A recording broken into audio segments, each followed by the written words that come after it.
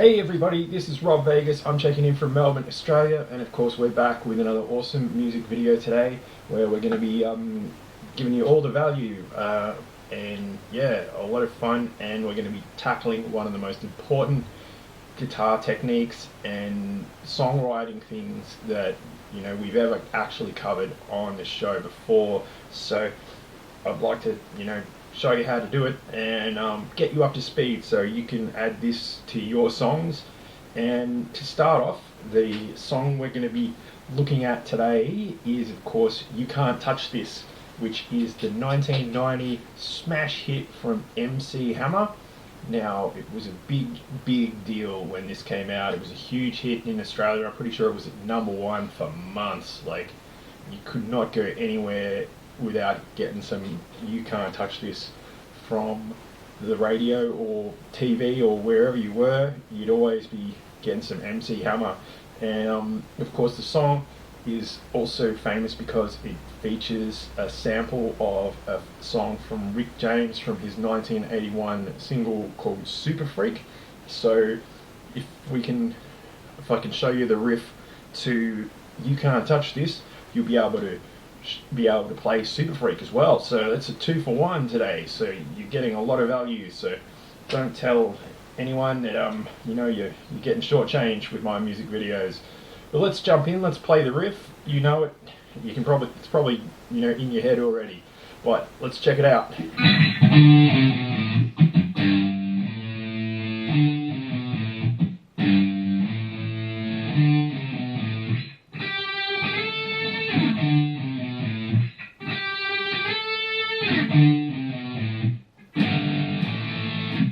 And there it is. That is pretty much the riff that cycles throughout the whole song of You Can't Touch This. So they just grab that sample out of Rick James's song, they ramp it up, they put some little pauses in it, and just generally make it funky as if it wasn't funky enough already for the purpose of MC Hammer's beatboxing raps over the top and all of that, and him busting some rhymes. And at the end of the day, you could do a lot worse in terms of pop music than that. And I do like a good pop music song, don't get me wrong. Like a lot of people have been saying, I just mostly do metal and rock and stuff, but I do like me some slick pop music, and this is slick as. You could buff your car with it. It is super slick. But let's talk about that riff. It is nice and simple. It starts on the 5th fret on the A string, down to the 3rd fret on the A string, so then down to the 2nd fret on the A string, and then open A, so then the 3rd fret on the E, that's that guy there, and then that open A string to finish it off.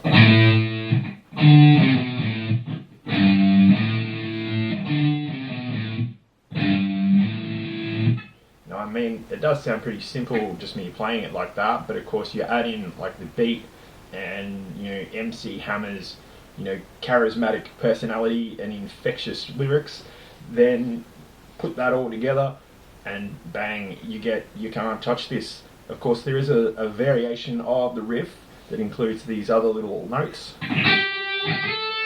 So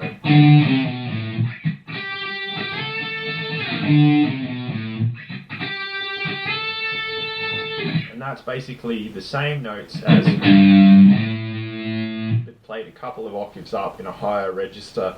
And for the sake of today's exercise, it's the 8th fret on the B string and the 10th fret on the B string, and you just give them a bit of vibrato.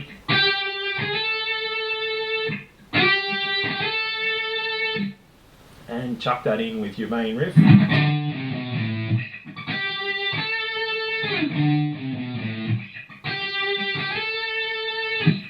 And that just they interchange that with the main sort of part and throughout the song. And that brings us to the white elephant in the room and the money shot, the thing that I came here in the first place to talk to you about, which is of course in the middle of the song we get some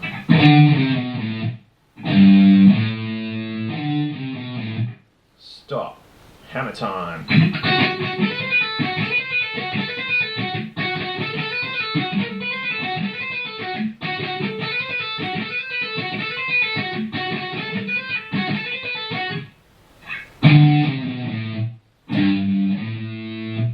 That's hammer time for you. And what's happening there is we are hitting that 7th fret on the B, and we're going, and you just sort of wiggle it around here. I want you to pay attention to the 5th fret, the 7th fret, and the 8th fret on the high E string. So we start on that B on the 7th, and then, and you just sort of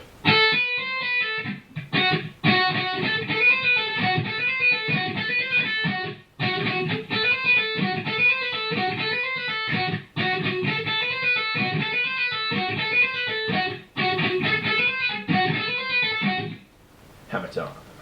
And bang, that's how you can play that hammer time bit. And what you're doing is you're sort of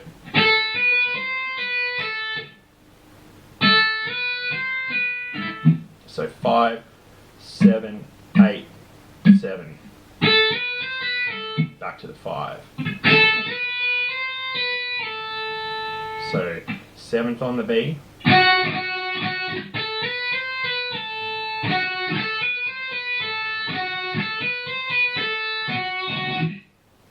Bang. Now you can also play that an octave lower as well, so that takes us down to the 4th fret on the D string.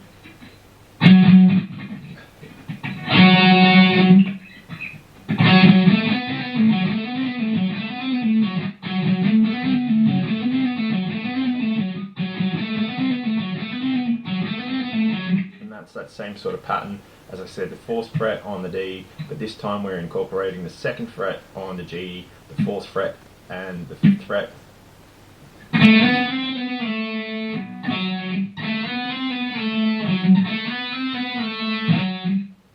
Or you could even take that down another octave again, and that gets us the 2nd fret on the low E, and the 2nd fret, 3rd fret, and then the open E, or A string I should say, sorry, so.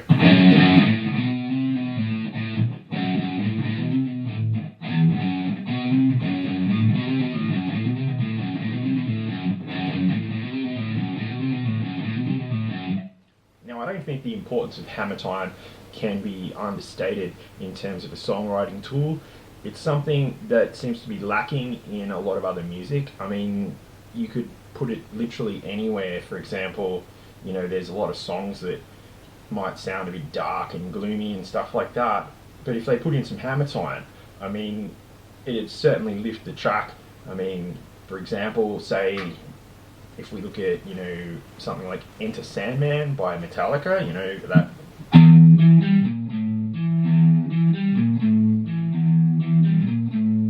stop, hammer time.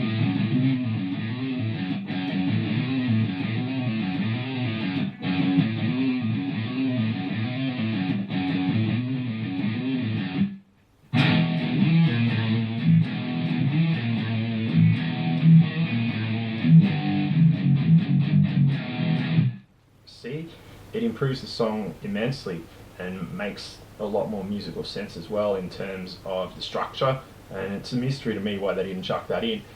As that song came out around about, or probably about within 12 months of MC Hammer's hit, and it seems strange to me that they didn't put that in there. Other bands that could have used that, say another contemporary example, maybe Symphony of Destruction by Megadeth. It's quite a dark and brooding song, but just imagine they put some hammer time in there to brighten things up. Yeah.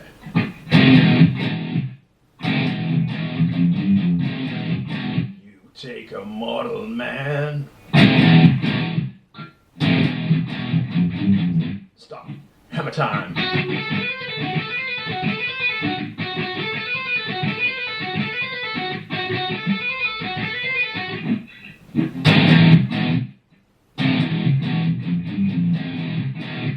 See, it makes perfect sense, and there's so many other examples. You know, Deep Purple. Whoop.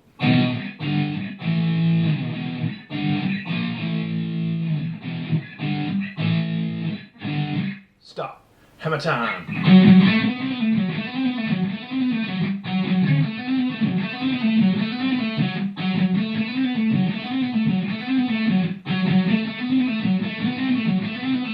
Smoke on the water. It's a mystery to me why they didn't do it. There's so many more examples I can think of just off the top of my head. Eric Clapton.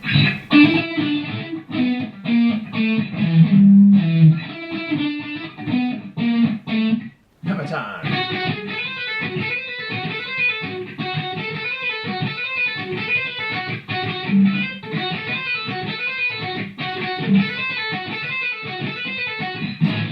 I've been waiting so long for hammer time.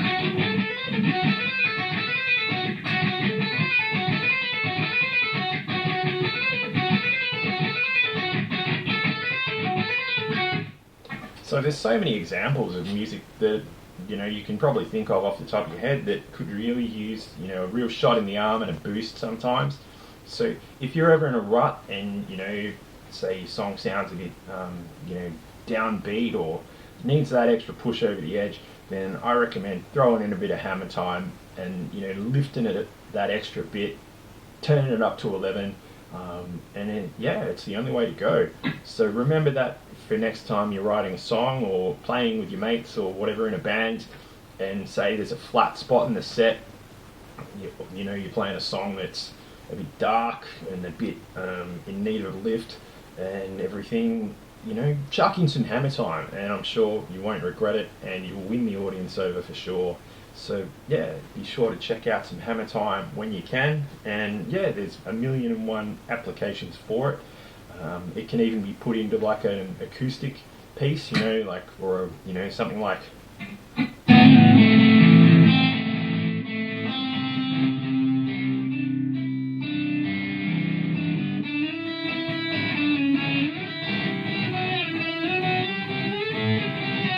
Stop. Hammer time.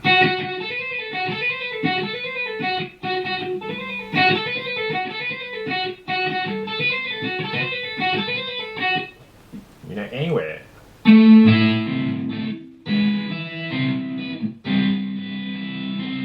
Stop. Hammer time.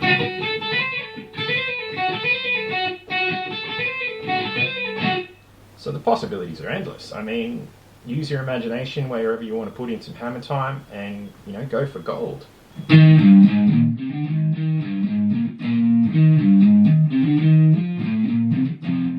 Stop. Hammer time.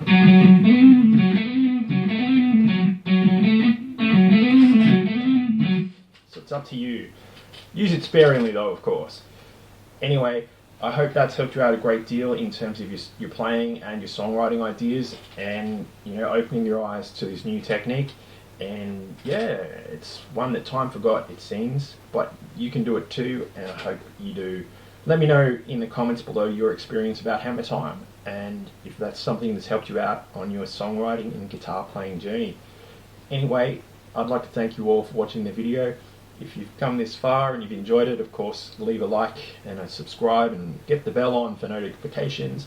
If you've watched it this far and you haven't enjoyed the video, then hey, thanks for hanging around this long and you're an absolute legend. Anyway, I'm going to sign off, so I will see you in the next video. Cheers everybody. Bye for now.